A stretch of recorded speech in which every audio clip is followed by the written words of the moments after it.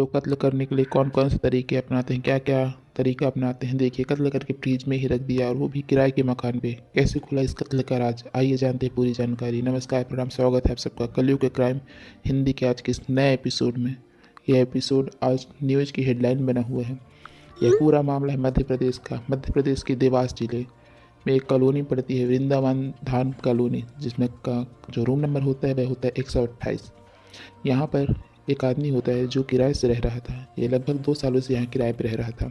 उसके साथ एक औरत भी रहती थी जिसका नाम प्रतिमा उर्फ पिंकी बताया जाता है। यह दोनों पति पत्नी के जैसे रहते थे।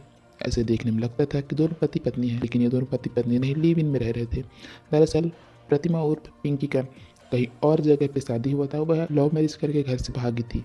दोनों दोनों साथ रहने लगते हैं, पति पत्नी रहते हैं, लेकिन बीच में कुछ ऐसी खटपट हो जाती है। दोनों के बीच में अच्छी पटती नहीं और वह तलाक लेकर के अलग हो जाती है। इसके बाद उसकी मुलाकात होती है संजय पाटीदार से। संजय पाटीदार के साथ दोनों गर्लफ्रेंड बॉयफ्रेंड की तरह रहते हैं। उसके बाद यह दोनों देवास के जो वृंदावन धाम कॉलोनी होती है वहाँ पर रहने लग जाते हैं, किराए के मकान पर।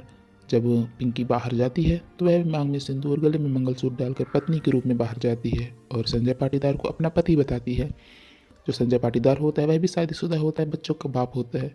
वह घर में अपनी पत्नी रखता है और यहाँ अपने लिव इन पार्टनर के साथ किराए के मकान पे रहने लग जाता है।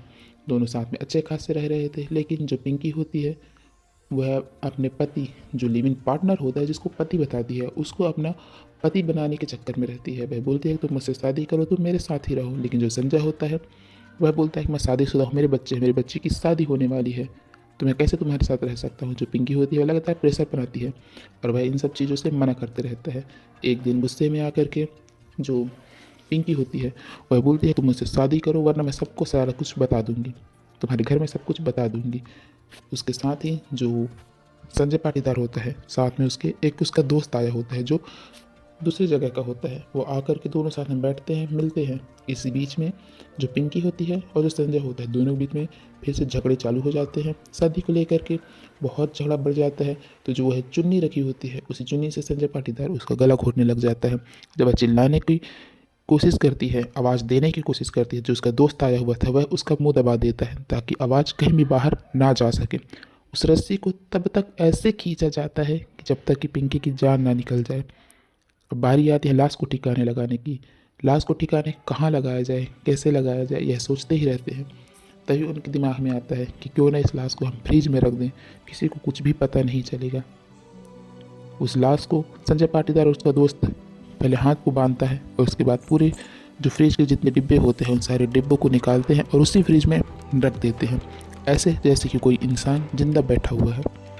उसके बाद वह तो पहले पूरा घर किराए पे लिया हुआ था, लेकिन बाद में सारे कमरे छोड़कर सिर्फ 2 कमरे किराए पर लेता है और मकान मालिक को बोलता है मैं ये 2 कमरे अपने पास रखता हूँ, इसकी चाबी मैं अपने पास रखता हूँ, कुछ सामान मेरा यहाँ पड़ा हुआ है, मैं आपको टाइम टू टाइम इसका किराया देते रहूँगा। और संजय पाटीदार अपने घर चला जाता है और वह हर समय हर टाइम पर अपना जो किराया होता है वो देते रहता है।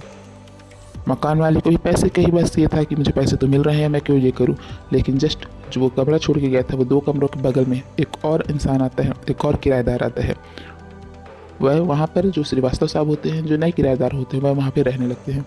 रहते रहते उनके मन में एक लालच आता है कि बगल वाले रूम में तो कोई नहीं रहता है, क्यों ना मैं यहाँ की बिजली कट कर दूँ, क्यों ना मैं यहाँ की बिजली काट दूँ। और वह एक दिन ऐसे ही करते हैं कि अपने पड़ोसी की बिजली काट देते हैं। वह सोचते हैं कि 100-200 रुपये कुछ बचेगा और यही 100-200 रुपये उस कत्ले की गुत्थी सुलझा देता है। एक ग्लास को बाहर ला देता है जो कि 10 महीने से वहाँ दफन था। वह बिजली कट कर देते हैं।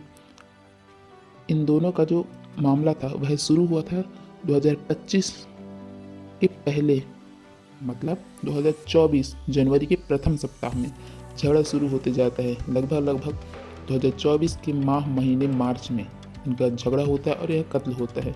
और तभी से यह अपने घर चला जाता है किराए के मकान को छोड़कर। किराया लगातार देते रहता है। मकान मालिक बोलते हैं अगर तुम्हें नहीं रहना तो तुम जा सकते हो, अपना सामान ले जा सकते हो। लेकिन जो संजय पाटीदार होता है वह कहता है कि आपको मैं टाइम टू टाइम पैसा दे रहा हूँ, मैं आपको कोई परेशान भी नहीं कर रहा, मेरा सामान वहाँ बस पड़ा हुआ है, तो सामान को आप रहने दीजिए और बस मैं आपको देता रहूँगा। तो मकान मालिक भी कहता है अच्छी बात है, मुझे तो पैसे से मतलब है, हर महीने मुझे पैसे मिलते हैं। लेकिन जब वह बिजली कट करता है तो दूसरे दिन ही वहाँ से बहुत तेज बदबू आने लगती है। पूरे मोहल्ले, पूरे कॉलोनी में बदबू बहुत तेज़ी से फैलने लगती है। लोग आकर के देखने की कोशिश करते हैं, जानने की कोशिश करते हैं कि इतनी ज़्यादा बदबू, इतनी ज़्यादा गंध आ कहाँ से रही है।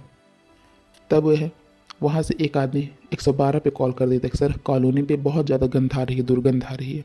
पुलिस आती है, सारा घर चेक करती है, लेकिन जो रूम मालिक होता है वह बोलता है कि ये 2 कमरे बंद होते हैं, यहाँ का जो हमने जिसको किराए पर दिया हुआ है वह बाहर रहता है, तो आप चाहें तो उनको कॉल करके बुला लीजिए।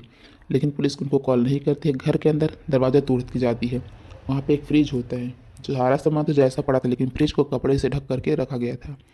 पुलिस उस कपड़े को हटाती है और फ्रिज को खोल के देखती है, तो वहाँ से एक महिला की लाश निकलती है, जो जिसके हाथ बंधे हुए थे और वह आराम से उस फ्रिज के अंदर बैठी थी। जब पूछा जाता है रूम मालिक से और जो बगल में किराएदार रह रहे थे उनसे, तो वो बोलते हैं इसके बारे में हमें कुछ भी नहीं मालूम। यहाँ पर पुराना जो किराएदार रहता था वही जानता है।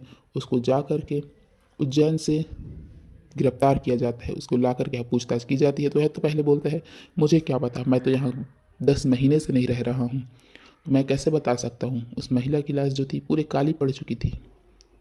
जब ज़ोरदार से सख्ती से पुलिस वाले संजय पाटीदार से पूछते हैं कि तुम बताओ, तब वह सारा कुछ बताता है कि यह जो महिला थी मुझे शादी का दबाव बना रही थी और मैं इसके साथ सिर्फ लिव इन में रहना चाहता था।